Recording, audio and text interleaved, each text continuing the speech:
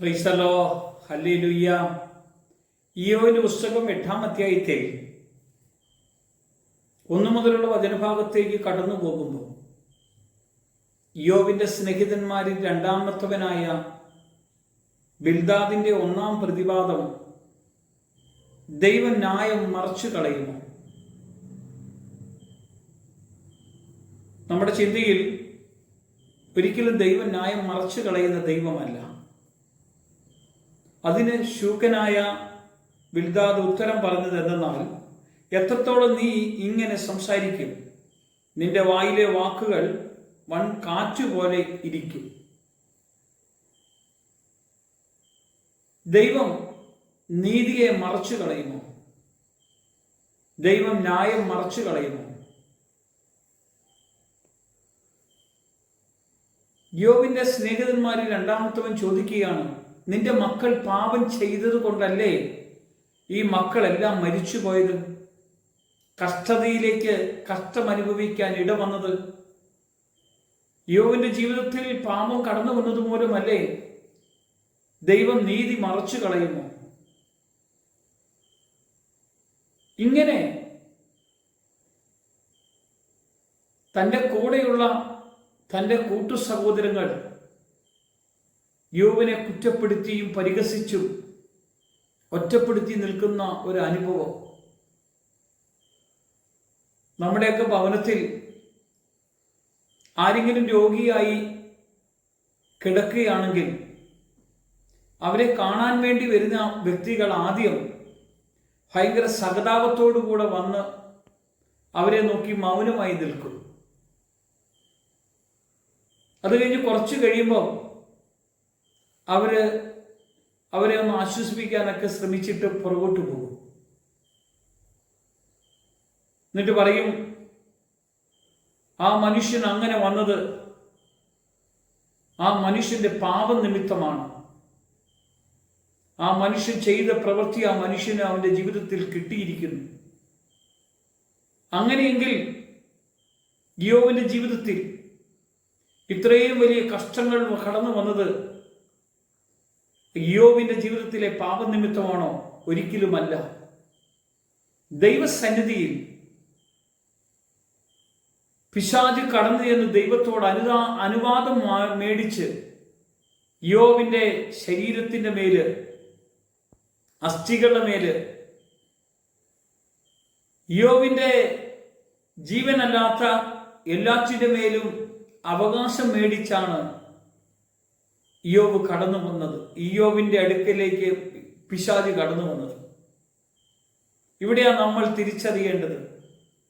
ഒരു കഷ്ടങ്ങൾ വരുമ്പോൾ മാറി നിന്ന് പൊറുപിറുക്കുവാൻ ആളുകൾ ഇഷ്ടം പോലെയുണ്ട്, കുറ്റം പറയാൻ ഇഷ്ടം പോലെയുണ്ട്. അവർ ചെയ്ത തെറ്റിന്റെ ഫലമാണെന്ന് പറഞ്ഞ് പരിഹസിക്കുന്നവരുണ്ട്, കുറ്റപ്പെടുത്തുന്നവരുണ്ട്.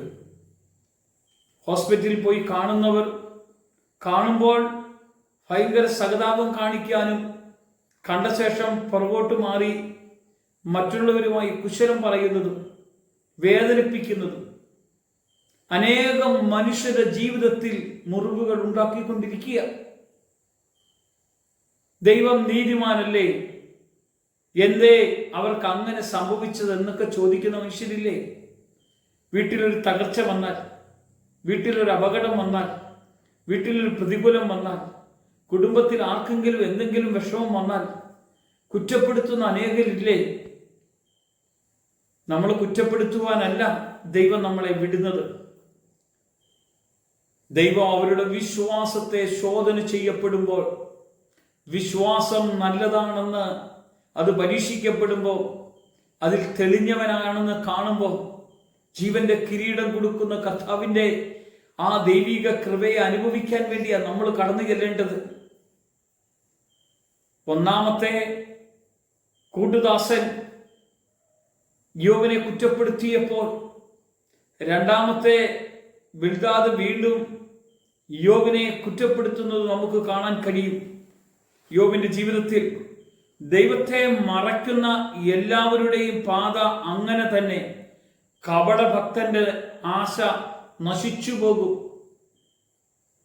അവന്റെ ആശ്രയം അറ്റുപോകും, അവന്റെ ശരണം ചിലന്തി വലയത്രേ. അവൻ തൻ്റെ വീടിനെ ആശ്രയിക്കും, അത് ഉറച്ചു നിൽക്കുകയില്ല.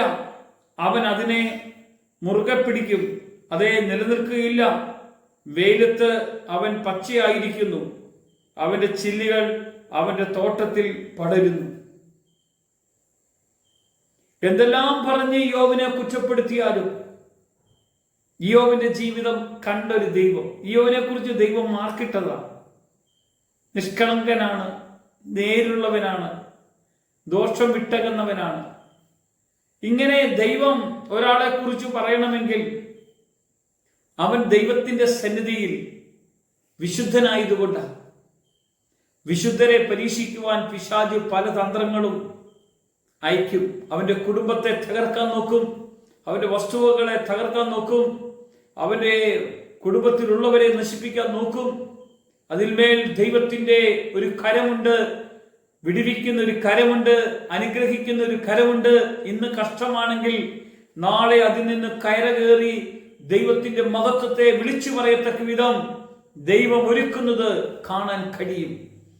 അല്പനേരത്തെ കഷ്ടത്തെ ഓർത്ത് നമ്മൾ വിഷമിക്കരുത്.